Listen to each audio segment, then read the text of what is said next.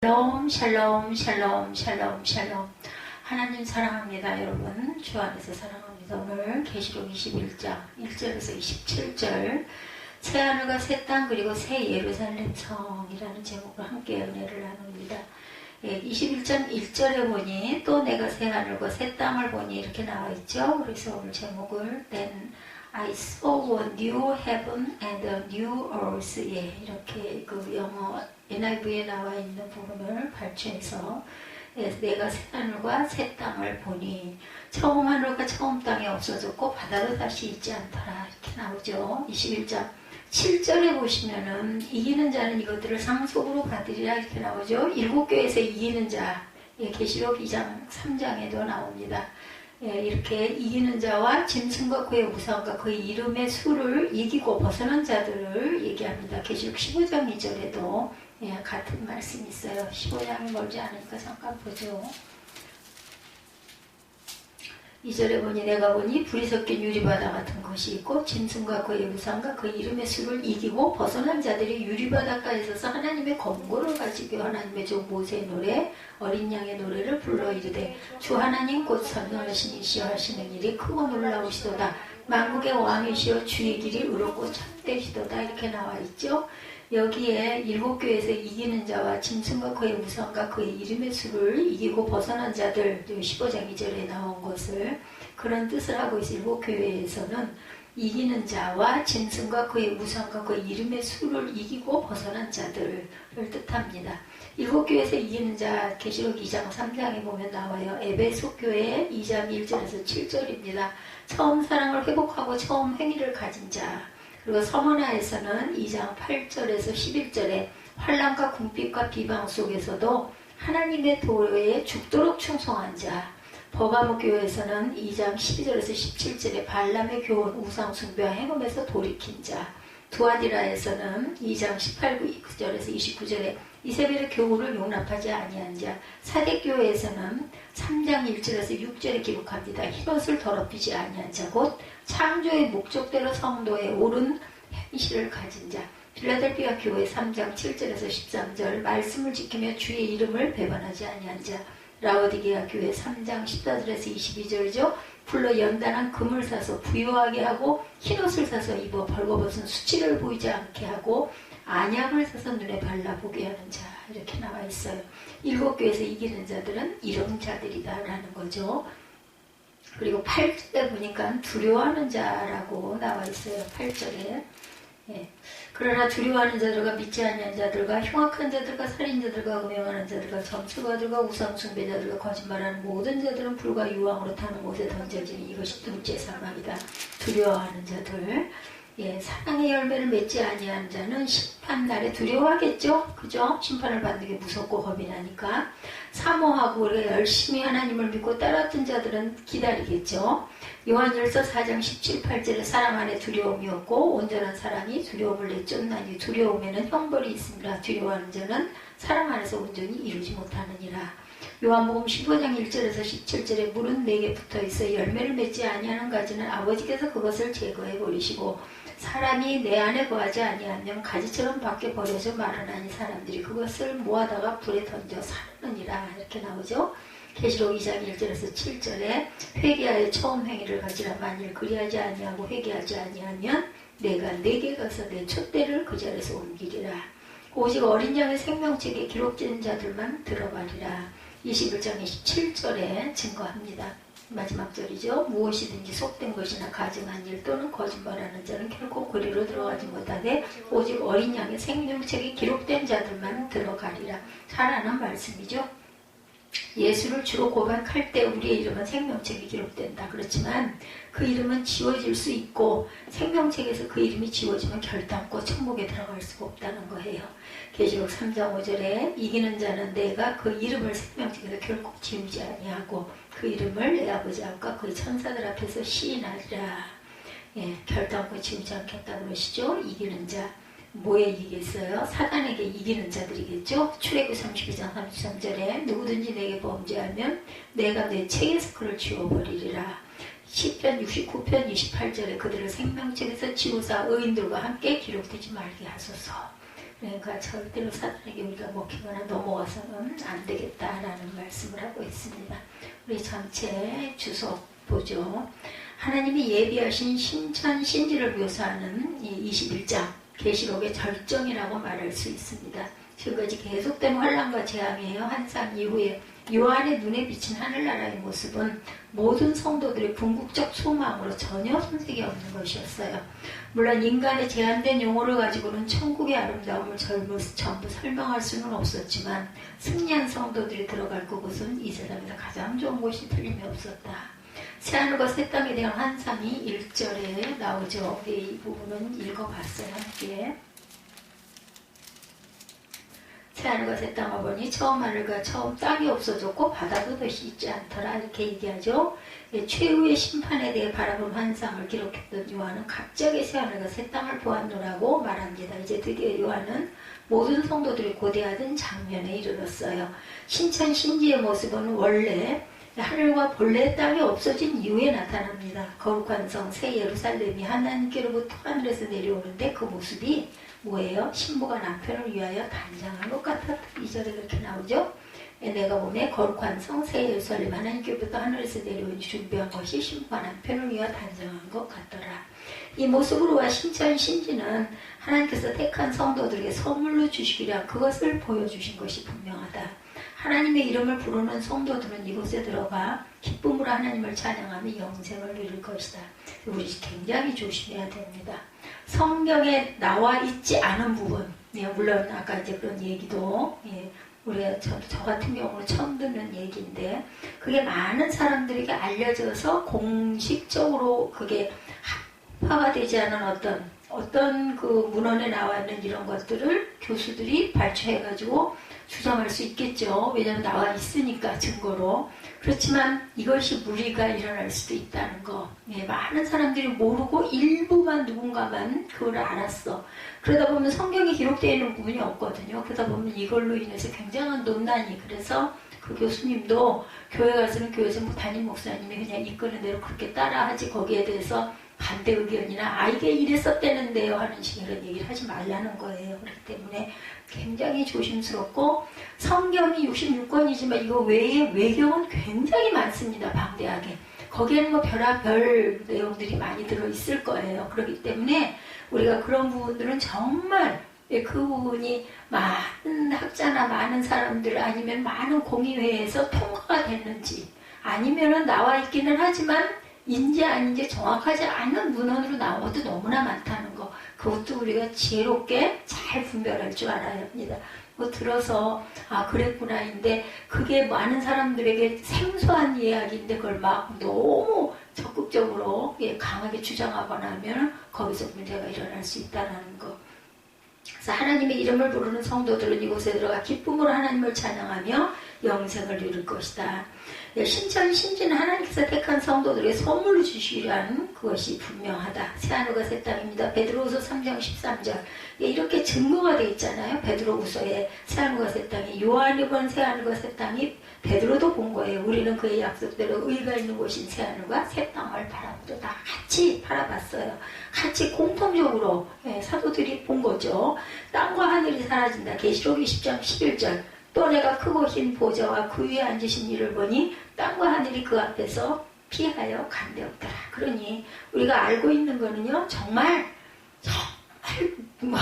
새털에 새털 그냥 뭐든 그냥 건불 조그만한 것만큼도 알지 못하는 거예요. 뭘 안다고 하는 것 자체가 정말 기가 막힌 거죠. 하나님 앞에서는 정말 이거는 말도 안 되는 것이고 그저 우리는 말씀에 있는 어렵고 뭐 무슨 신학자들이야 뭐 그거 하나를 연구하느라고 평생을 허비하기도 하겠지만 은혜 받고 가는 하나님의 자녀로서 그냥 하나님의 귀한 말씀들을 그냥 계속 묵상하면서 서정희 씨가 그 작가로 나와 있던데 그 서정희 씨가 아닌가요? 서정희 씨가 요즘에 그 성경 읽는 거 그거를 계속해서 그거를 자기가 혼자 그냥 이런 렌즈를 놓고 하다가 주변에 그 시끄러운 소리들이 너무나 많이 들리고 그래서 어디 한 군데를 빌려가지고 가서 방송국에 뭐 조그만한 그 하나를 빌려 조그만한 한 평인지 2평짜리를 빌려갖고 가서 2시간인가 그렇게 성경 읽는 거를 그렇게 해가지고 유튜브에 그 띄운다고 자기는 아마도 죽을 때까지 평생을 성경을 읽어서 거기에서 그 아주 너무너무 감동이 돼서 읽다가 막 감동이 되면 막 엉엉 울기도 한다고 그러더라고요. 그 선생이신가 서세원 씨 그 사모 그분이 작가였나? 맞아요. 그래서 그게 국민일보에 실렸어요. 화면에 보니까 실렸더라고요. 그래서 동명이인인가 아니면 그분이 아닐까 싶더라고요.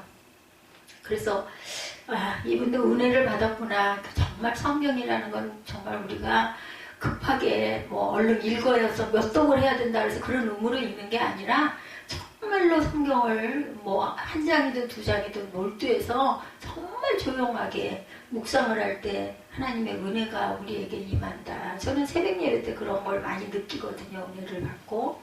그래서 항상 하늘 보좌에서 나는 음성을 그 사도 요한은 들었다라는 거죠. 3절에 내가 들으니 나오죠. 보좌에서 큰 음성이 나서 이르되 보라 하나님의 장막이 사람들과 함께 있음에 하나님이 그들과 함께 계시리니 그들은 하나님의 백성이 되고 하나님은 친히 그들과 함께 계셔서 모든 눈물을 국눈에서 닦아주시니 다시는 사망이 없고 애통하는 것이나 곡하는 것이나 아픈 것이 다시 있지 아니하리니 처음 것들이 다 지나갔음이로라.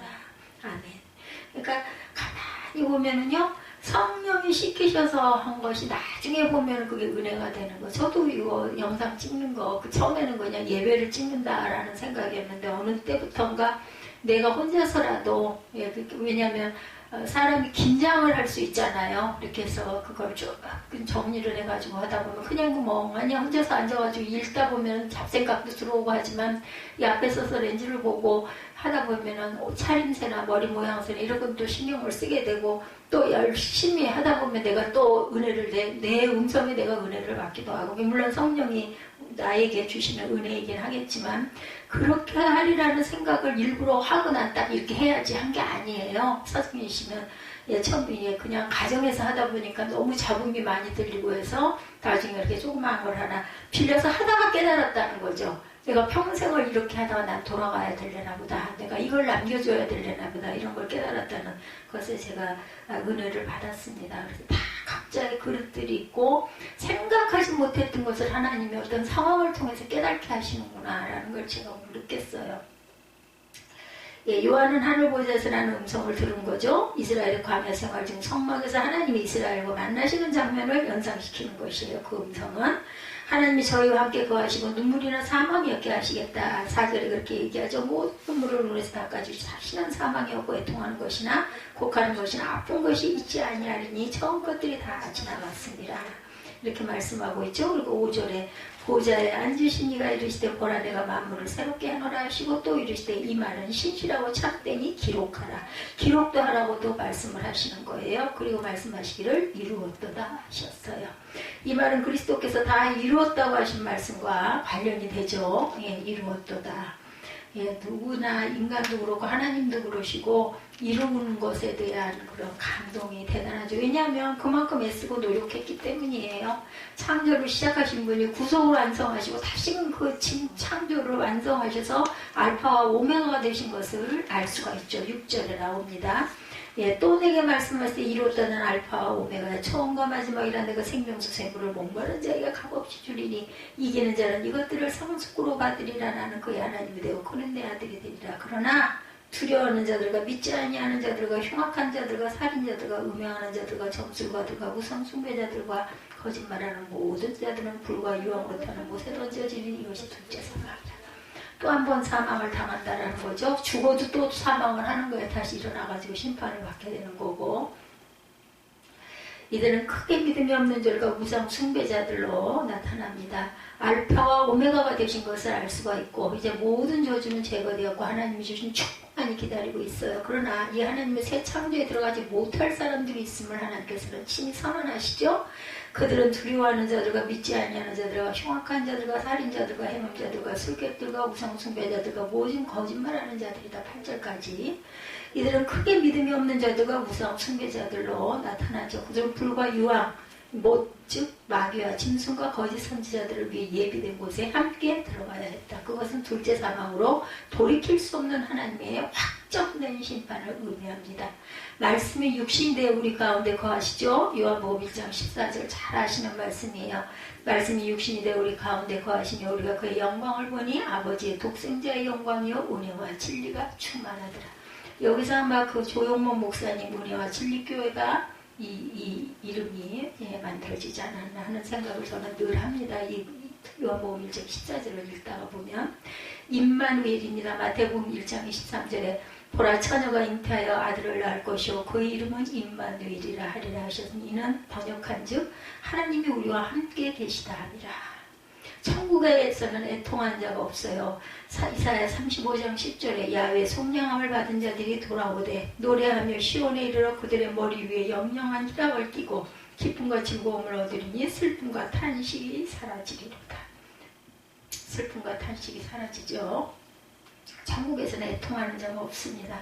임마누엘 우리와 함께 하시다라는 뜻이죠. 보라 처녀가 잉태하여 아들을 낳을 것이요 그 이름은 임마누엘이라 하리라. 새 예루살렘에 대한 환상이 9절에 나타납니다. 9절을 보죠. 그들이 지면에 널리 퍼져 성도들의 짐과 사랑하시는 성을 두름에 21장 9절 7 대접을 가지고 마지막 7 재앙을 담은 7 천사 중 하나가 나와서 내게 말하이되 이리 오라 내가 신부 곧 어린 양의 아내를 내게 보이리라 하고 성령으로 나를 데리고 크고 높은 산으로 올라가 하나님께로부터 하늘에서 내려오는 거룩한 성 예루살렘을 보이니 하나님의 영광이 있어 그 성의 빛이 지극히 귀한 보석 같고 벽옥과 수음같이 맑더라. 크고 높은 성곽이 있고 12문이 있는데 문이 12천사가 있고 그 문 위에 이름을 썼으니 이스라엘은 자손 12지파 이름들이라 이렇게 나오죠. 12절까지 새 예루살렘의 모양이었습니다. 10절에 이 새 예루살렘은 하늘나라의 상징이기도 하고 성도들의 모임이 교회를 상징하는 곳이다. 이 새 예루살렘은 한 성의 건물을 말하는 것이라기보다는 그 안에 거하는 사람들을 의미합니다. 새하늘과 새 땅의 환상 후에 7 대접을 가졌던 천사들 중 하나가 나와서 요한에게 어린 양의 신부를 보이겠다 하고는 거룩한 성 새 예루살렘을 보여준 거죠. 이 성의 모양은 네모 반듯한 즉 정사각형의 입방체였다고 그래요. 그 길이가 12,000 스타디온이었는데 스타디온은 약 180m였기 때문에 2,000km가 넘는 웅대하게 그지없는 모습이다. 이렇게 성경이 딱 나와 있는 거는 우리가 그렇게 믿어도 됩니다. 그 속에 하나님의 영광이 가득 찼고 그 성의 빛은 귀한 보석빛과 같았다. 11절에 보면 그렇게 나오죠. 21장 11절 하나님의 영광이 있어 그 성의 빛이 지극히 귀한 보석 같고 벽옥과 수송같이 맑더라. 크고 높은 성곽이 있고 12문이 있는데 문에 12천사가 있고 그 문들 위에 이름을 썼으니 이스라엘 자손 12지파의 이름들이라. 동쪽의 세 문, 북쪽의 세 문, 남쪽의 세 문, 서쪽의 세 문이니 12문이죠. 그 성의 성곽에는 12기초석이 있고 그 위에는 어린 양이 12사도의 12이름이 있도다. 내게 말하는 자가 그 성과 그 문들과 성곽을 측량하려고 금갈대자를 가졌더라. 그 성은 네모가 반듯하여 길이와 너비가 같은지라 그 갈대자로 그 성을 측량하니 12,000 스타디온이요 길이와 너비와 높이가 같더라. 그 성곽을 측량하매 144 규빗이니 사람이 측량 곧 천사의 측량이라. 그 성곽은 벽옥으로 쌓였고 그 성은 정금인데 맑은 유리 같더라. 18절까지 우리 봤습니다. 길이가 12,000 스타디온, 스타디온은 180m였기 때문에 3,000km가 넘는 웅대하게 그지없는 모습이다. 그래서 크고 높은 성곽이 있었고 12문이 있는데 12문에 12천사가 있다. 문에는 이스라엘 12지파의 이름이 적혀있다. 13절이죠. 그 성에 성곽은 12귀처석으로 되어 있다. 14절입니다. 이렇게 12이 새 예루살렘에 반복적으로 나타나고 있는 이유는 교회 공동체가 그리스도의 복음과 사도들의 증거 위에 세워졌다는 것을 표현합니다. 이 교회는 우주적인 보편성을 가지고 그것은 새 예루살렘에서도 결코 예외가 아닌 것이다. 이상 중에 하나님의 성을 보게 되죠. 에스겔 40장 2절에도 보면 하나님의 이상 중에 나를 데리고 이스라엘 땅에 이르러 나를 매우 높은 산 위에 내려놓으시는데 이렇게 얘기하죠. 에스겔이 거기에서 나무로 향하여 성읍 형상 같은 것이 있더라. 에스겔도 본 거예요. 하나님의 성전에 계실 때 영광과 임재 연기로 가득하다고 계시록 15장 8절에도 임재가 그 구약 그때에는 이렇게 연기가 나는 걸로 하나님의 임재를 나타낸 것 같아요. 하나님의 영광과 능력으로 말미암아 성전에 연기가 가득 차매 일곱 천사가 일곱 재앙이 마치기까지는 성전에 능히 들어갈 적 없더라. 새 예루살렘의 재료에 대해서 새 예루살렘을 건축한 재료에 대해서도 나열합니다. 그 성곽은 벽옥으로 쌓였고 성은 정금인데 맑은 유리 같았다. 아까 18절까지 우리 읽었나요? 맑은 유리 같더라. 19절부터 봅니다. 자, 성의 성곽의 기초석은 각색 보석으로 꾸며졌는데 첫째는 벽옥이요, 둘째는 남보석이고 셋째는 옥수요, 넷째는 녹보석이었죠. 계속해서 12째까지 각종 보석으로 장식되어 있었으며 12문은 12진주로 되어 있었고 성의 길은 맑은 유리 같은 정금으로 되어 있더라. 19절, 20절부터 봅니다. 다섯째는 홍만호요, 여섯째는 홍보석이요, 일곱째는 황옥이요, 여덟째는 노곡이요, 아홉째는 황옥이요, 열째는 비치옥이요, 열한째는 청옥이요, 열두째는 자수정이라 이렇게 얘기하고 있죠.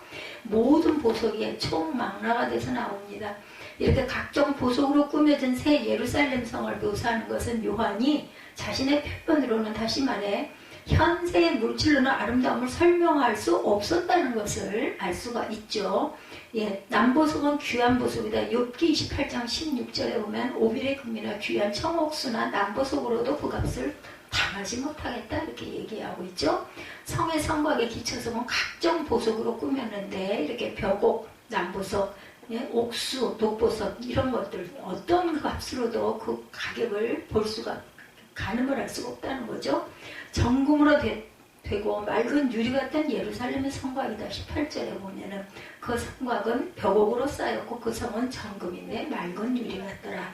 새 예루살렘에서의 생활입니다. 영원한 새 예루살렘에 대해 묘사하면서 요한은 5가지 보지 못한 것들을 적고 또한 그것을 대체하는 5가지를 언급합니다. 요한이 새 예루살렘 성에서 볼 수 없었던 것들은 성전 해나 달, 성문 밤, 속된 것과 가증한 일이나 거짓말하는 자 등 우상 숭배의 죄들 이런 것들이었죠.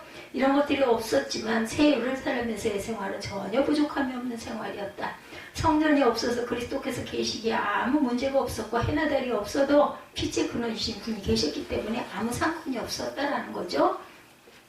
23절, 22절부터 보면 성 안에서 내가 성전을 보지 못하였으니 이는 주 하나님 곧 전능하신 이와 및 어린 양이 그 성전이시기 때문에 성전을 보지 못했지만 전혀 상관이 없었고 23절에 그 성은 해나 달에 비치니 쓸데없으니 이는 하나님의 영광에 비치고 어린 양이 그 등불이 되심이라. 24절에 만국이 그 빛 가운데로 다니고 땅의 왕들이 자기 영광을 가지고 그리로 들어가리라. 낮의 성문들을 도무지 닫지 아니하리니 거기에는 밤이 없음이라. 사람들이 만국의 영광과 존귀를 가지고 그리로 들어가겠고 무엇이든지 속된 것이나 가증한 일 또는 거짓말하는 자는 결코 그리로 들어가지 못하되 오직 어린 양의 생명책이 기록된 자들만 들어가리라. 아멘. 얼마나 부러울까요? 못 들어가고 그걸 바라보고 결국은 죽음의 길로 내몰리는 그런 상상을 하면 기가 막히죠. 성전이 없어도 그리스도께서 계시기에 아무 문제가 없었고 해나 달이 없어도 빛의 근원이신 분이 계시기에 상관이 없다. 또한 악한 자나 그 외적이 없었기에 성문이 필요 없고 밤 역시 존재할 이유가 없다는 거죠. 어린 양의 생명책에 기록된 자들만이 그곳에 들어갈 수 있었기에 우상 숭배나 도덕적 부정함은 있을 수가 없다. 우리 성도들도 바로 이러한 천국의 생활을 누릴 것이다. 천국에선 해나 달의 조명이 필요 없죠. 이사야 60장 19절에도 증거합니다. 다시는 낮에 해가 내 빛이 되지 아니하며 달도 내게 빛을 비추지 않을 것이요 오직 야훼가 내게 영원한 빛이 되며 내 하나님이 내 영광이 되리니. 그렇죠. 하나님만 계시면 뭐 이런 게 없는데 무슨 상관이에요. 천국에서는 문을 닫을 필요가 당연히 없겠죠. 이사야가 증거합니다. 60장 11절에 내 성문이 항상 열려 주야로 닫히지 아니하리니 이는 사람들이 내게로 이방 나라들의 재물을 가져오며 그들의 왕들을 포로로 이끌어옵니다. 밤은 무지와 불신앙의 비유를 나타냅니다. 로마서 13장 10절입니다. 밤이 깊고 낮이 가까웠으니 그러므로 우리가 어둠의 일을 벗고 빛의 값을 입자 이렇게 얘기하죠. 이 21장에 나타난 그 새하늘과 새 땅, 새 예루살렘의 모습 우리 성도들의 메마른 영적 삶을 고무시키기에 충분합니다. 하나님의 요한을 통하여 천국의 모습을 일부분 보여주심으로 우리가 그것을 간절히 사모하는 삶을 살기를 원하신 거예요. 그래서 계시록이 기록되어 있습니다. 오늘 우리의 환경이 고달프고 낙심된다 할지라도 언제나 하나님이 마련해 놓으신 심천 심지를 마음속에 그려보면서 힘을 얻는, 용기를 얻는 저와 여러분들이 되셔야겠죠. 그러라고 계시록이 마지막, 성경 마지막을 장식을 합니다. 20장은 6,000년 동안 주의 백성과 교회를 미혹하던 사단이 결박당해 무저경으로 쳐 넣어버리죠. 성도의 부활과 1000년 동안 왕노릇한 실제로 하나님께 재판 권세를 받아 재판하며 세상 사람들을 다스리죠. 곡과 마곡을 미혹하여 예수의 그 주인과 대적하여 전쟁을 하려 하지만 예수님의 입에서 나온 말씀의 검으로 다 죽습니다. 20장 내용에 보면. 네 번째로는 마지막 백보자 심판을 받는데 행위 기록부대로 심판받아 지옥을 가죠. 성도는 생명책에 기록된 자 나 천국으로 합니다. 구원의 확신이 없이 이 땅에 사는 성도를 믿음이 있나 없나 하는 사람들은 체계적으로 성경을 제대로 배워서 구원의 확신을 받는 것이 굉장히 중요합니다. 그리고 은사, 능력, 율법 등 외적 신앙이 아니라 성령으로 거듭나고 성령님의 내주 안에서 주와 동행하며 성령님의 인도대로 사는 것이 중요하죠. 또한 성도가 행한 대로 영광과 상급이 다름으로 충성스럽게 사는 것이 중요합니다. 사명받은 자는 사명을 완수하는 것이 중요하죠. 그리고 하나님과의 관계 회복이 또한 중요하죠. 오늘 21장 새하늘과 새 땅에 대해서 함께 봅니다. 새하늘과 새 땅에 어떤 좋은 곳이며 어떤 사람들이 들어가는가를 오늘 본문에 기록하죠. 성도들이 사모하고 준비하고 대비하도록 기록되어 있는 그런 성경입니다. 오늘 제목 새하늘과 새 땅 그리고 새 예루살렘 성이죠. 제목이 예시하는 것은 분명합니다. 그것은 오늘 이 현상이 꼭 창세기 1장 1, 2절의 말씀과 같다. 하나님의 세상을 창조하실 때 1절을 그냥 선포로 볼 것이냐 실제 창조로 볼 것이냐 그 논란이 상당했다고 합니다. 한국 신학이 우리가 처음 신학교에 들어갔을 때 천지창조론을 배울 때 교수님이 입이 닳도록 강조한 부분이 1절은 총괄적인 선포인 것일 뿐이고 2절부터가 본격적인 창조에 들어간다고 누누이 강조해서 그렇게 믿고 살고 있죠. 지금 와서 보니 1절이 선포뿐 아니라 실제 창조임을 알게 되고 그것이 대세로 가고 있죠. 지금도. 그것이 본문도 새하늘과 새 땅에 본 천국이고 2절은 그 천국 안에 천국 하나님의 보좌가 계신 천국 수도 새 예루살렘 성을 말하고 있습니다. 그래서 또 내가 보니 이렇게 계속 나오죠. 새하늘과 새 땅 1절에도 내가 새하늘과 새 땅을 보니 처음 하늘과 처음 땅이 없어졌고 바다도 다시 있지 않더라. 원문에 보면요 새하늘과 새 땅이란 카이논 카이노스로 적혀 있습니다. 질적으로 완전히 새로운 것을 말한다. 이럴 때는 이 원어로 해석하는 거 아주 중요합니다. 절대로 세상을 불심판해서 불타버린 이 땅을 천년왕국을 거치면서 조금 좋아진 것을 천국이라고 말한다면 사이즈부터 맞지가 않죠. 어떻게 지금까지 예수 믿고 천국 들어간 수천억의 인구들이 좁아서 살 수가 있겠느냐는 거죠. 천국은 지구촌보다 10배는 더 크겠죠. 그러므로 이 세상을 다 버리고 온데간도 없이 없어지고 완전히 새하늘과 새 땅의 천국이 내려옵니다. 우리에게 20장 11절에 보면 또 내가 크고 흰 보좌와 그 위에 앉으신 이를 보니 땅과 하늘이 그 앞에서 갈 데가 없더라 이렇게 말씀합니다. 이 하늘과 이 땅은 없어질 세상으로 여러분들은 철거 대상 지역에서 거주하고 살고 있다는 거예요. 우리가 사는 이곳은요, 이거 아무 의미가 없습니다. 그죠? 머무르는 동안 우리 그냥 잠깐 그죠? 쉬었다 가는 그런 저와 여러분들이시잖아요. 순례자들이라고 하죠. 철거 대상 지역에서 살면서 돈 많이 들여 너무 고급으로 치장할 필요가 없다. 저와 여러분의 얼굴도 몸도 사실은 철거 대상이죠. 얼굴 어느 부위가 못났다고 스트레스 받을 것도 없고 검버섯이 났다고 그걸 신경 쓸 일은 없는데 근데도 우리 눈이 그죠? 간사해서 그게 보이면 그걸 좀 없애고 싶어요. 그죠? 내 외모 때문에 스트레스 받는 그 사람이 장애인이라는 거죠. 세상 살다가 어쩌다 장애인이 되었다고 낙심할 필요도 없다. 이 장애인이 돼가지고 은혜를 받으신 분이 부민일보에 나왔는데 제가 그걸 보면서 참 부끄러운 생각을 했습니다. 요즘에는 장애를 장애 1급이다 2급이다 이렇게 표현을 안 해요. 중증 장애인, 경증 장애인 이렇게 나타났는데 중증 1급 장애인이다 이렇게 표기가 되어 있더라고요. 이분이 20살 때 그 전공이었어. 전기공 인사를 하는데 다니시는 전공. 근데 20살 때 감전이 돼가지고 두 팔을 잃고 오른쪽 다리를 잃었어요. 팔 2개와 다리 오른쪽 거. 그러니까 왼쪽 다리 하나만 살아있는 거고 오른쪽 다리는 의족을 했더라고요. 그래서 볼 때는 사람 다리같이 생겼는데 오른쪽 다리는 아무 저거를 할 수가 없는 거죠.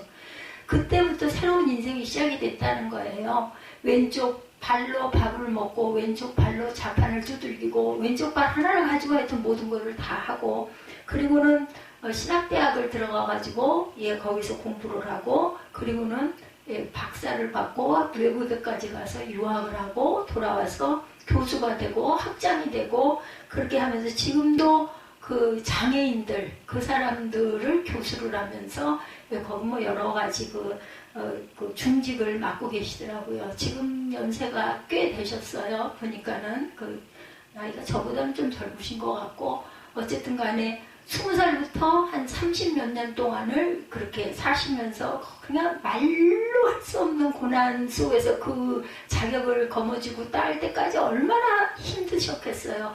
근데 그분이 이제 그 신문에다 실은 게 제가 감전사고를 당하지 않았다면 이런 그릇이 될 수 있었겠는가.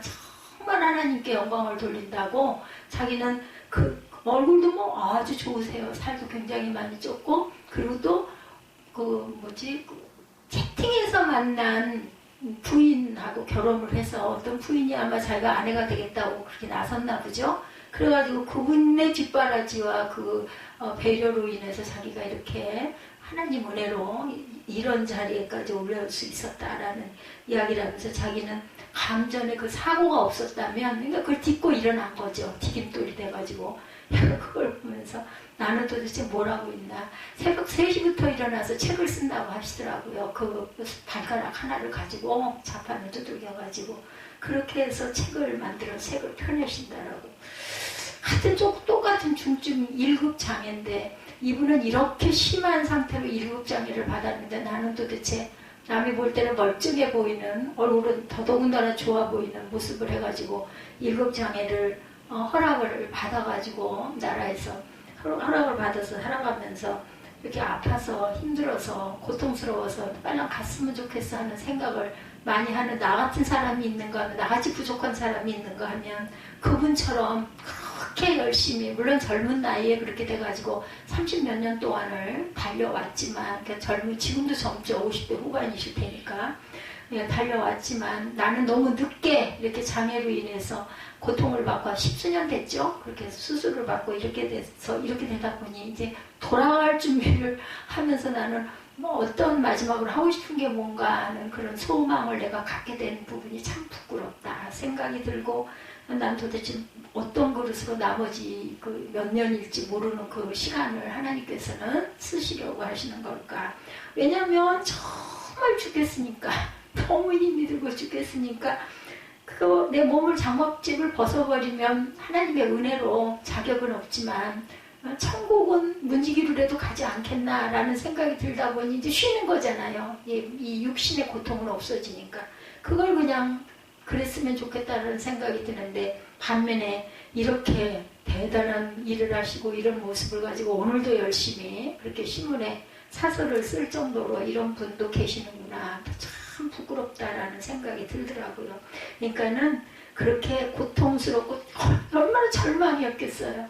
그런데도 그걸 딛고 일어날 수 있는 힘. 그러니까 두려움이라는 건 이게 좋은 게 아닌 거죠. 사단이 우리를 두렵게 마음이 두려워지고 마음이 읍조해지게 만드는 거기 때문에 그 사단을 물리치고 우리는 용기 있게 담대하게 은혜로 나아가야 된다. 왜냐하면 하나님이 보고 계시니까. 하나님은 겉모양을 보는 분이 아니시고 속 중심을 보는 분이십니다. 그분도 사실은 그렇지 않겠어요? 발 하나밖에 살아남은 게 없는데도 아무렇지도 않게 보이잖아요. 근데 얼마나 내면적으로 고통이 많았겠냐는 거죠.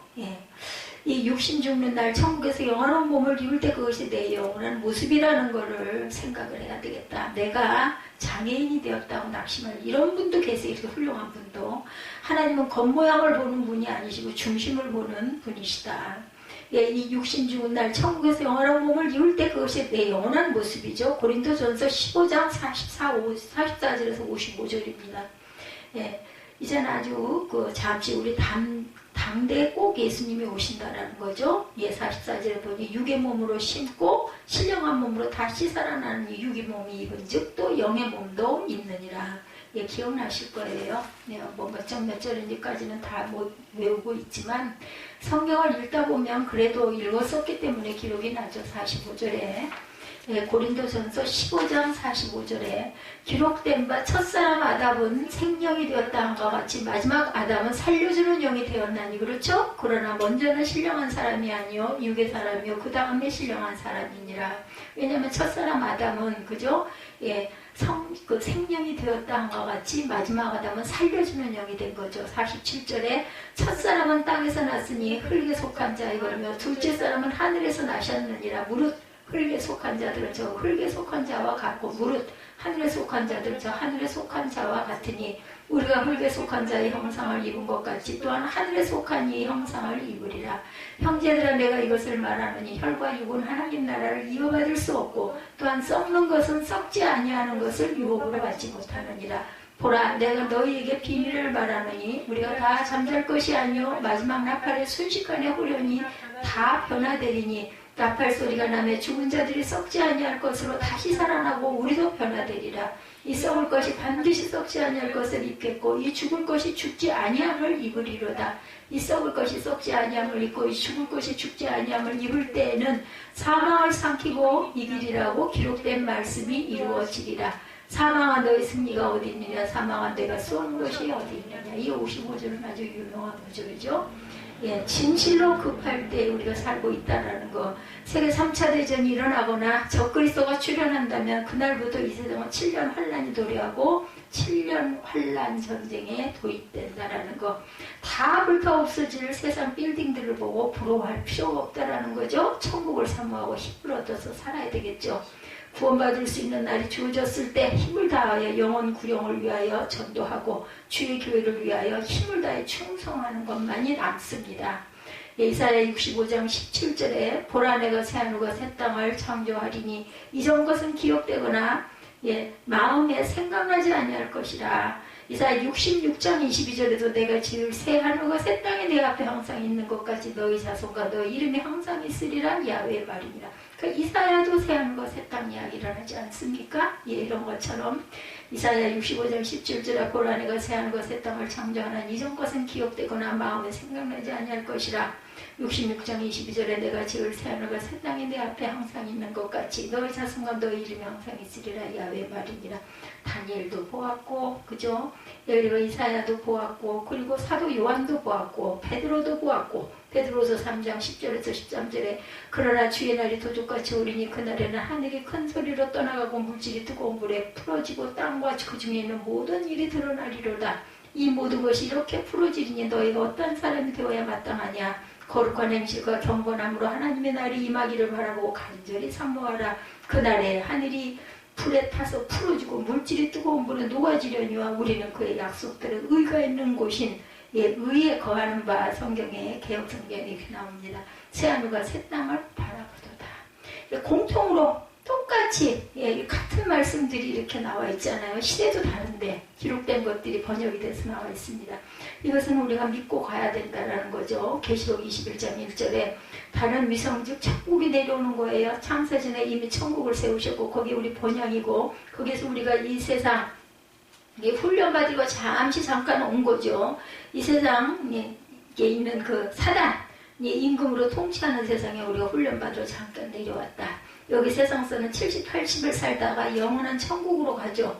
요즘 대한민국 백성들은 하도 몸에 좋은 것을 많이 먹어서 100세를 산다고 하네요. 그래서 사람이 죽으면 돌아가셨다고 하죠. 특히 기독교인들이 죽으면 소천, 하늘나라에 불려가셨다라고 표현을 합니다. 당시 에덴 동산은 지구촌, 세상에서 아담과 하와가 살 수 있는 작은 동산이었어요. 그것이 천국이 아니다는 것을 알아야 한다는 것. 만약 이 세상이 변화되어 천국이 된다면 마술사가 맛을 취하듯이 오염된 세상의 도시들과 바다와 강들과 집들이 파는 순간 사라지고 황금보석으로 꾸민 집으로 바뀌겠는가 이 얘기인 거예요. 그럴 리가 없죠. 새 예루살렘 성이 내려온다는 거예요. 이런 게 다 불에 타서 없어지고 파는 순간 바뀔 수는 없죠. 이사야 52장 1절입니다. 시온이여 깰지어다. 깰지어다. 내 힘을 낼지어다. 거룩한 성 예루살렘이여 내 아름다운 옷 신령한 옷 흰옷을 입을지어다. 이제부터 할례받지 아니한 자와 부정한 자와 다시는 내게로 들여오며 없는 것이니라. 너는 티끌을 털어버릴지어다. 예루살렘이여 일어나 앉을지어다. 사로잡힌 딸 시온이여 내 목에 줄을 스스로 풀지어다. 야훼께서 이와 같이 말씀하시는 너희가 값없이 팔렸으니 아담 때문에 다 사단의 종이 됐죠. 돈 없이 속량되리라 말씀합니다. 값이 없이 팔렸어. 그러니까 돈 없이 또한 구원을 해주겠다는 거죠. 예수 믿음으로 구원을 받는 거죠. 값없이 돈 없이. 2절에 보니까 또 내가 보매 하고 얘기하죠. 거룩한 성 예루살렘이 하나님께로부터 하늘에서 내려온 그 준비한 것이 신부가 남편을 위하여 단장하는 것 같더라. 여기서 중요한 것은 새하늘과 새 땅은 천국인데 새 예루살렘 성은 오늘 본문의 크기와 아름다움을 기록한 기록을 보면 아무리 봐도 천국의 수도 서울 새 예루살렘 성을 말하는 것이 분명합니다. 다시 말하면 천국에는 여러 성읍이 있는데 본문에는 천국 수도를 요한에게 크게 클로즈업 시켜서 보여주신 거예요. 1절에 또 내가 새하늘과 새 땅을 보니 했고 2절에서는 또 내가 봄에 거룩한 성 새 예루살렘이 했습니다. 이 말은 1절은 천국의 전체를 보여준 것이고 2절은 천국 수도 하나님의 보좌에 있는 수도권을 보여준 것이라고 볼 수가 있겠죠. 참고로 성경 여러 곳에서 천국에서 몇 거울씩 맡겨주신다는 말씀이 있는 것을 볼 때 본문은 천국 전체를 말씀한 것이 아니라 천국의 수도 새 예루살렘 성을 보여주신 거예요. 한 절 한 절 읽어갈수록 확고한 실감이 날 것입니다. 3절을 보면 내가 들으니 보좌에서 큰 음성이 나서 이르되 보라 하나님의 장막이 사람들과 함께 있음에 하나님이 그들과 함께 계시리니 그들은 하나님의 백성이 되고 하나님은 친히 그들과 함께 계셔서 천국이 너무너무 귀한 보석 같고 휘황찬란한 멋있지만 하나님이 안 계시면 아무 소용이 없겠죠. 가장 먼저 하나님이 우리와 함께 계신 것을 먼저 보여주십니다. 아무리 좋아도 천국 갔을 때 우리 하나님이 거기 안 계시면 뭐 없는 빵 같겠죠. 4절에 모든 눈물을 그 눈에서 닦아주시니 다시는 사망이 없고 애통하는 것이나 곡하는 것이나 아픈 것이 있지 아니하리니 처음 것들이 다 지나갔음이로라. 하나님 모든 눈물을 눈에서 닦아주신대요. 모든 눈물입니다. 다시는 사망이 없는 나라, 사망과 음부도 지옥에 보내버려서 이런 걸로 보면 천국이 얼마나 좋겠어요. 그런데도 세상에 사는 게 죽은 개보다 살아있는 그 사람이 좋다라는 얘기가 있죠. 사랑한다 하다가 헤어지고 죽어서 울고 이별해서 울고 사업이나 삶에 실패해서 울고 몹쓸 중병에 걸려서 울고 자식 때문에 가슴이 아파 울고 남몰래 흘린 눈물이 얼마나 많은지 그 모든 눈물을 다 닦아주신다는 거죠. 그 우리 찬양 그 전에 많이 했죠. 저 하늘에는 눈물이 없네. 거기는 슬픔도 없네. 저 하늘에는 눈물이 없네. 거기는 기쁨만 있네. 고통과 슬픔은 모두 다 사라져버리고 영광만 가득 차겠네. 우리의 주님과 함께 있을 때 영원한 기쁨이 있겠네. 아멘. 뭐 어려운 걸 배워. 그냥 이런 거 하나만 가져도 그냥 천국이 막 바라보이는데 사람의 눈물을 닦아주는 것은 두 뼘에 우리는 눈물만 닦아주지만 주님이 닦아주시는 눈물은 마음과 정신을 모두 다 닦아주시고 치유해주시고 영혼까지 윤택하게 해주시고 그리고 눈물 근원까지 없애버리시고 다시는 근심과 눈물이 필요 없으니까요. 사망도 없어져 버리고 곡하는 것이나 애통하는 것이 없죠. 그래서 상여외국 하는 사람들이 그거 하잖아요. 쩔러덩 울리면서 나는 간다 오와 아이고 지금 가면 언제 오나 이런 거 나 어렸을 때 그거 상여 뒤따라 하면서 들었던 기억이 납니다. 북망 상청 가는 길에 어와 넘자 불 밝혀라 넘자 어두워서 못 가겠네. 할 때 그 앞소리꾼들이 돈 많이 뜯어내려고 귀여운 손자 두고 혼자 가서 어이가나 어와 넘자 했다고 그래요. 하면 며느리가 소스라치게 놀래가지고는 앞소리 보이는 사람 앞에 와서 저 아이는 안 됩니다. 노잣돈 많이 드릴게요. 얼른 편히 가소서 하면서 신사임당 내정을 펄럭이며 새끼줄에 걸어준다고 하죠. 정든 내 집 두고 가려니 이 내 마음이 찢어지네 하면 또 큰아들이 와서 5만원짜리 10장이요 하면 돈 걸고 이렇게 상여가 이렇게 나갔대요. 그러니까 꼭 뭐죠? 그 그 함 갈 때 그죠? 그 발자국마다 이렇게 깔아주고 뭐 그날 하루는 뭐 그렇게 해서 좀 푸는 거죠. 그래서 햇빛보다 더 밝은 곳 저천국 있네. 우리 이 찬송도 많이 하죠. 예, 믿는 자 위하여 있을 곳 우리 주 예비해 두셨네. 또 며칠 후 요단강 건너가 만나니 북만산점 멀고먼 어두운 길을 이해하고 해보다 더 밝은 저 천국길하고 어느 길을 가시렵니까? 해보다 햇빛보다 더 밝은 저 천국을 가야 되겠죠? 그 눈에 눈물을 씻어주신다고 그러시잖아요. 죽음이 없으니 당연히 아픈 것이나 곡하는 것이 없겠죠. 예, 암병 아픈 것이 그 조실장 엊그저께 가서 봤는데 그 사람이 그냥 엄청 달라졌어요. 그냥 아주 눈밑이 푹 꺼지고 보기에 어디가 되게 기력이 없어 보이고 아파 보이고 그래가지고 그냥 저절로 말이 나오더라고. 아니 왜 얼굴이 그렇게 안 됐냐고. 체중도 늘었대요. 근데 다들 모든 사람이 자기를 보면 얼굴이 왜 이렇게 안 됐냐고 피곤해 보인다고 한다고. 갑상선 수술했다고 했던가요? 그것 때문에 무슨 영향이 있나. 오늘 왜 벼랑말에 수영을 하다가 말고 우리 그 조실장 생각이 나면서 문자를 잊어버렸어요. 문자를 넣어줘야겠다. 갑상선 가서 검진 받아봤느냐고 물어봐야겠다. 그런 생각이 번뜩 날 때는 그건 예사롭게 나는 건 아니거든요. 뭐 생각을 한 것도 아닌데 아주 얼굴이 안 됐더라고요. 그래서 잘 먹고 잘 쉬라고 그랬더니 살이 뭐 몇 킬로가 쪘대지 뭐. 그런데 얼굴은 이래가지고 다들 피곤해 보인다고 한다고. 그 수술하는 게 참 그 어려운 것 같아요. 그 후유증이 그렇게 오래 가는 것 같아. 무슨 수술했고 공황장애가 왔고 뭐 했다고 얘기를 들어서 쓰러졌었다고 그랬잖아요. 병원에 실려가고 그 차가 와가지고 119 차가 그 차가 와가지고 아담이 타락하니 만물이 함께 영광스러운 본래의 기능을 발휘하지 못하고 짐승도 저주를 받고 만물이 함께 저주를 받죠. 천국 가면 만물이 새롭게 된다는 거. 조금 좋아지는 것이 아니라 질적으로 완전히 변화돼서 새 것이 된다는 거죠. 이사야 11장 6절에서 9절입니다. 새 세상이 이루어진다는 거죠. 11장 6절에 그때 이리가 어린 양과 함께 살며 이것도 우리 찬양 많이 하죠. 예, 표범이 어린 염소와 함께 누우며 송아지 어린 사자와 살찐 짐승이 함께 있어 어린아이에게 끌리며 7절입니다. 암소와 곰이 함께 먹으며 그것들의 새끼가 함께 엎드리며 사자가 소처럼 풀을 먹을 것이며 8절에 젖먹는 아이가 독사의 구멍에서 장난하며 젖된 어린아이가 독사의 굴에 손을 넣을 것이라. 이사야 11장 9절입니다. 내 거룩한 산 모든 곳에서 해됨도 없고 상함도 없을 것이니 이는 물이 바다를 덮음같이 야훼를 아는 지식이 세상에 충만할 것입니다. 찬양 많이 불렀죠. 짐승들도 저주받는 사나운 모습이 아니라 환하게 웃는 모습, 친밀한 모습이 된다는 거죠. 다 그냥 우리는 하나가 되는 거예요. 누가 누굴 잡아먹는 것도 없고 땅의 기능도 얼마나 비옥화가 좋으면 달마다 12가지 과일이 계속 달린다는 거죠. 이런 세상이 온다는 거예요. 신천신지. 예, 그리고 이상한 신천지가 아니라 정말로 신천신지가 열린다는 거.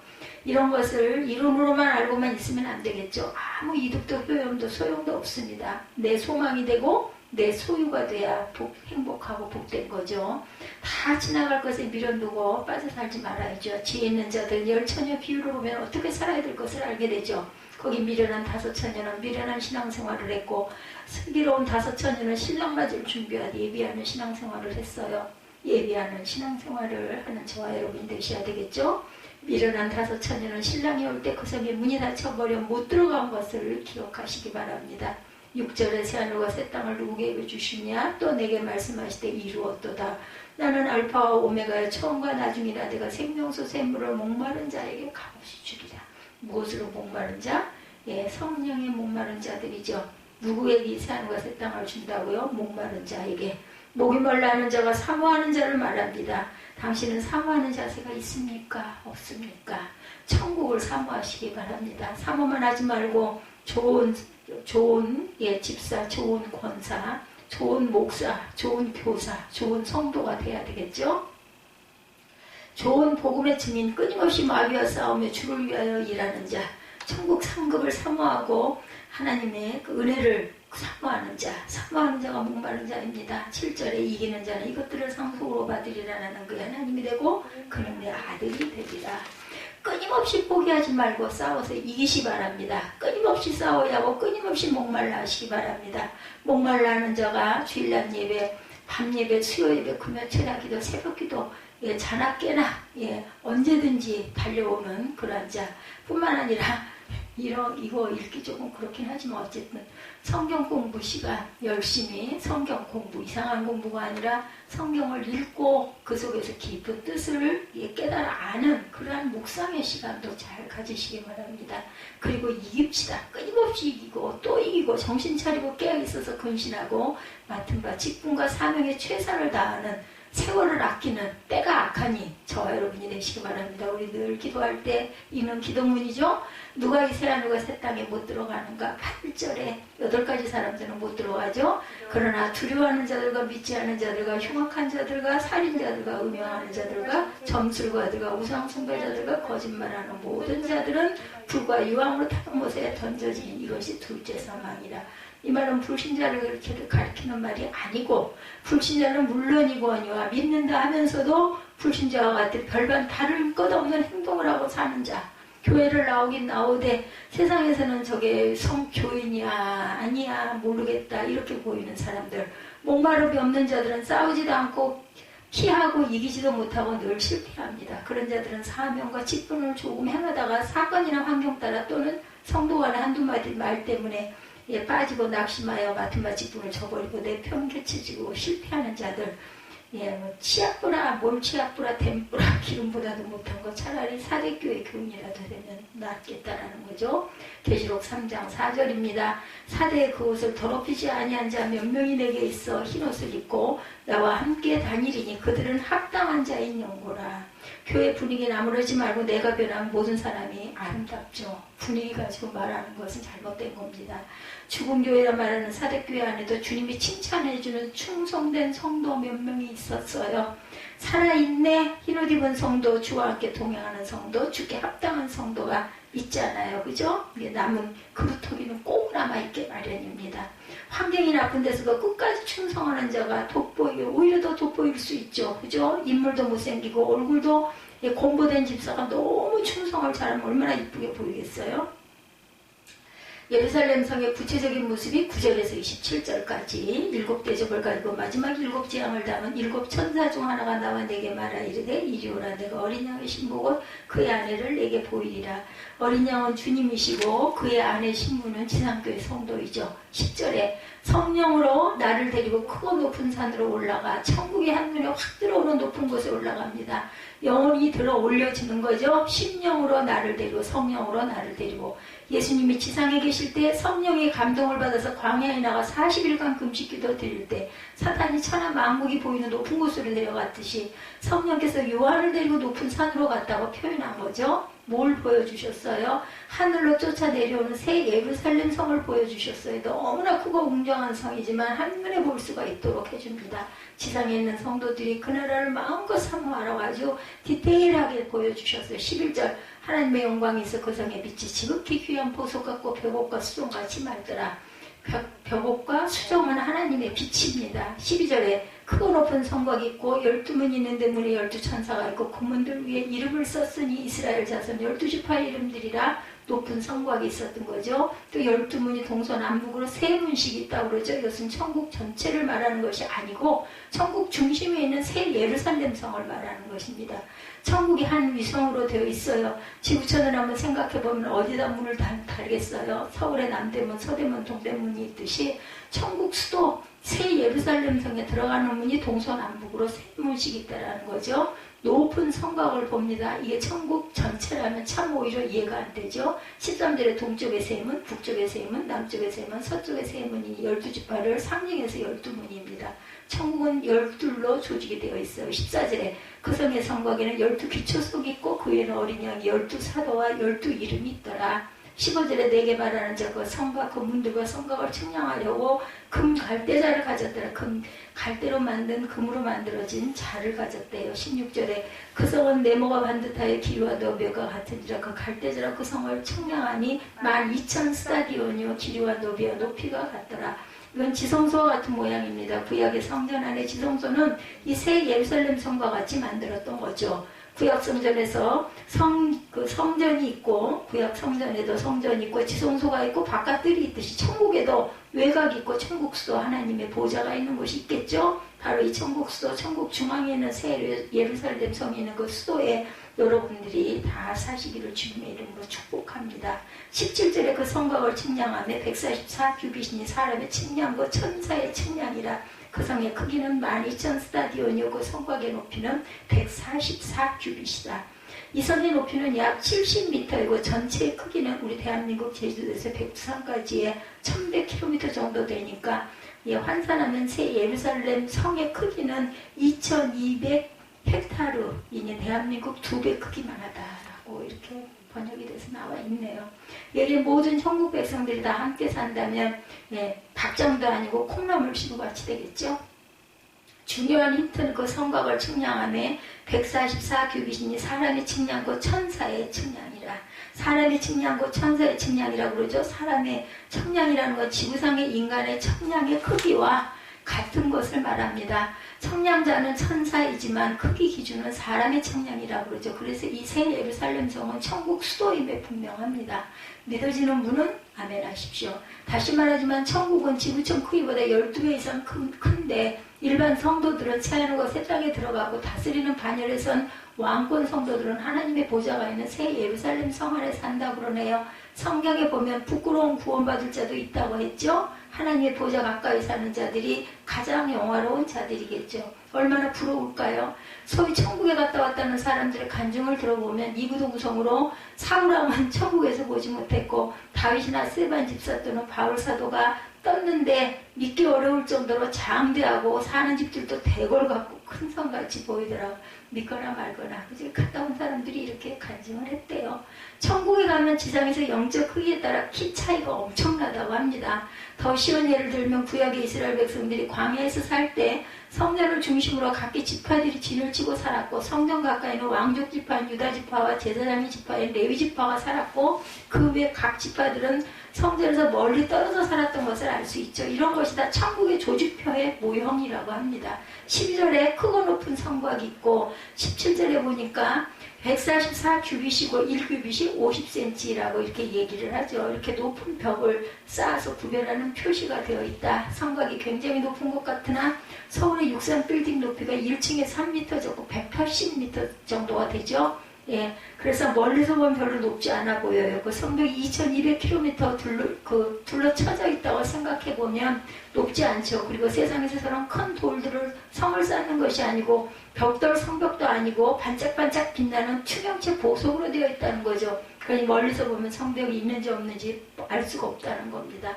다만 문으로 들어가야만 들어갈 수가 있다. 담을 넘어갈 수는 없다는 거죠. 천국의 핵심 수도의 재료 18절에서 21절에 보면 성곽은 벽옥으로 쌓였고 성은 정금인데 맑은 유리 같더라. 벽옥은 하나님 보좌색이고 정금은 불순물이 없는 도금이나 18개가 아닌 그야말로 금, 황금이죠. 이름이 정금으로 되어 있어요. 그 사람은 정말로 얼마나 좋을까. 거기 정금으로 둘러쳐진 그 속에 사는 사람들. 후진국 사람들은 대한민국이 어떤 나라인지 좋다는 말만 듣다가 인천국제공항에 내려올 때 깜짝 놀란다고 합니다. 너무나 삐까번쩍해서 신발 신고 다녀도 되나? 이건 저도 읽어본 적이 있어요. 신발을 신어야 돼, 벗어야 돼. 그리고 화장실을 가서도 이거 내가 여기 앉아서 일을 봐도 돼, 안 돼. 그리고 여기 바닥에서 잠자도 되잖아. 그전에 누구 노래 아주 잘하던 그 청년도 그 화장실에서 잤다고 그러죠. 얼마나 깨끗해요. 이런 큰 건물 빌딩에 있는 화장실들. 뭐가 바닥에 떨어져도 얼른 가서 주워 먹더라는 거죠. 화장실은 너무 기가 막힌 변기에 물이 세수해도 되겠더래요. 바닥에 대리석 까는 것은 일반인데도 아니 그들은 정말 너무나 이상한 거예요. 옥돌 침대에 누워서 잔다고 그래요. 그래서 천국을 우리 성도들 위하여 치장해 놓습니다. 각색 보석으로 꾸몄는데 12보석으로 꾸며지죠. 하나님 아버지는 정말 멋진 하나님이세요. 19절에서 20절 보면 그 성의 성곽의 기초석은 각색 보석으로 꾸몄는데 첫째 기초석은 벽옥이요, 둘째 기초석은 남보석이요, 셋째 기초석은 옥수요, 넷째 기초석은 녹보석이요. 20절 다섯째는 홍만호요, 여섯째는 홍보석이요, 일곱째는 황옥이요, 여덟째는 녹옥이요, 아홉째는 단황옥이요, 열째는 비치옥이요, 열한째는 청옥이요, 열두째는 자정이라 자수정이겠죠? 자수정 성벽 기초석입니다. 벽옥이면 다이아몬드 하나님 색이에요. 하나님이 보좌와 그 모습이 세 가지 보석빛이 나타난 첫째는 남보석, 에스겔 1장 26절에 그 머리 위에 있는 궁창 위에 보좌의 형상이 있는데 그 모형이 남보석 같다 이렇게 말하고 있습니다. 둘째는 무지갯빛 28절에 그 사방 광채의 모양은 비오는 날 구름에 있는 무지개 같은 이는 야훼 영광의 형상의 모양이더라. 셋째는 계시록 21장 18절 그 성곽은 벽옥으로 쌓였고 그 성은 정금인데 맑은 유리 같더라. 이게 천국색의 원주리입니다. 벽옥은 다이아몬드 빛으로 천국과 천사들의 원조색 거기다가 무지갯빛이 살며시 입혀져 있다. 아름답겠죠. 다이아몬드 이 땅에서는 다이아반지 눈꽃만큼만 올려놓고도 흡수되는데 천국 가면 새 예루살렘 성벽 전체가 다이아몬드 12문도 통째로 다이아몬드 얼마나 아름답겠어요. 길도 정금길 금으로 만들어졌어요. 이 나라의 소망 뭐 그런 얘기 있죠. 자루에다 낑낑 자기 보석을 메고 갔는데 베드로가 그러더라면서요. 그거 왜 들고 왔냐고. 그러니까 이거 보석이라서 아까워서 갖고 왔다 그러니까 물론 만화 같은 얘기긴 하지만 그랬더니 여기는 땅에 깔려있는 게 그건데 그걸 뭐하러 끙끙거리면서 들고 왔냐고 그랬다는 거죠. 우리의 살집도 그같이 상에서 주님께 충성한 대로 영원한 내 집의 크기와 액세서리가 된다는 거죠. 그의 모습은 이 땅에서 영생을 추구하고 영원히 성장한 만큼 영원한 모습이 된다는 것. 멸류관 상급도 몇 층이 되든지 무거워서 못 쓸 이유가 없다고 하죠. 예, 멸류관 형상이 몇 층인지 아무튼 천국 가면 예, 한눈에 알아본다는 거죠. 지상교에서 충성이 많았는지. 네, 그죠. 목사였어도 저처럼 아무것도 할 수 없는 그런 목사는 가면은 글쎄요, 문직이나 될지 몰라요. 그죠?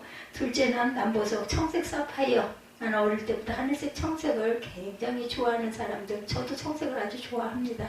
동네 어른들을 만나면 하루에 12번 만나도 안녕하십니까 하고 인사를 잘해서 인사성이 있다고 예의 바르다고 하며 잘될 놈이라고 칭찬을 많이 들은 예, 그런 분이 너는 말세의 종이라 하더니 말세에 쓰시다 내려놓으시려는지 종이 되셨다고 그러죠.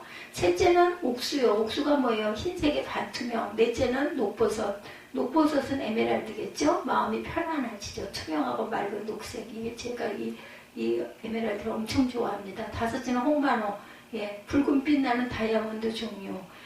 그 천사장이 천국에 있을 때 타락하여 사단이 되기 전에 천국에 있을 때 단장했던 보석 중 하나라네요. 예, 이 홍만호는 문자 그대로 하면 붉은 보석인데 예, 침대 붉은 원석, 그 옥돌 침대.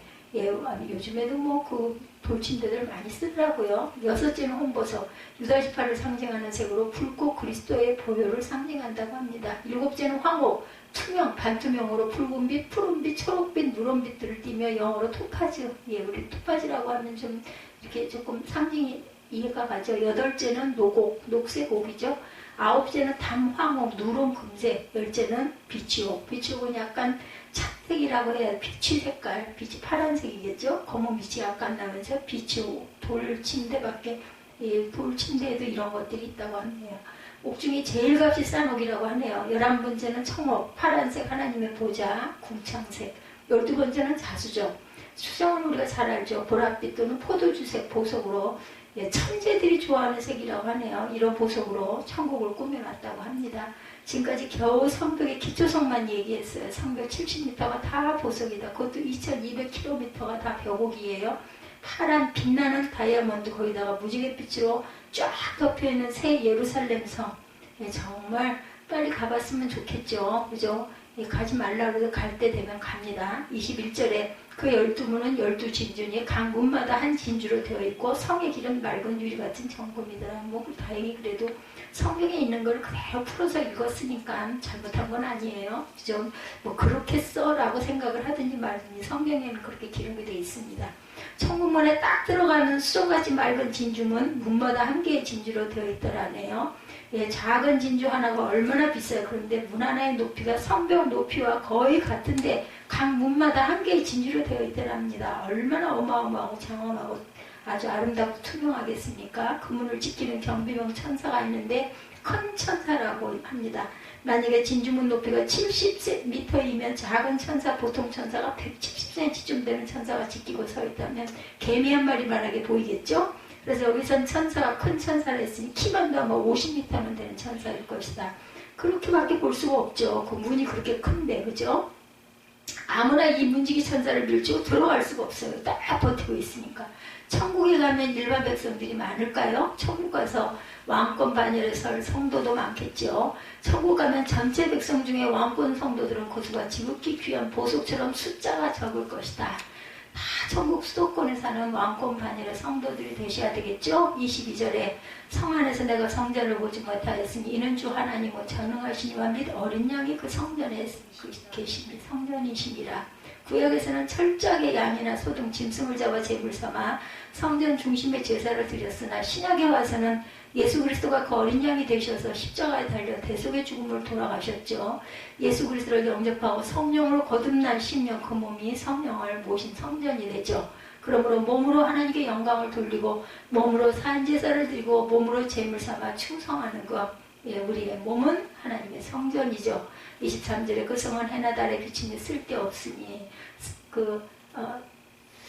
이는 하나님의 영광이 비치고 어린 양이 그 등불이 되시니라. 옛날에 호롱불 있다가 형광불 들어왔을 때 정말 저도 깜짝 놀래고 그 빛이 얼마나 좋았는지 얼마나 밝아요. 호롱불 켜고 맨날 살다가 그죠?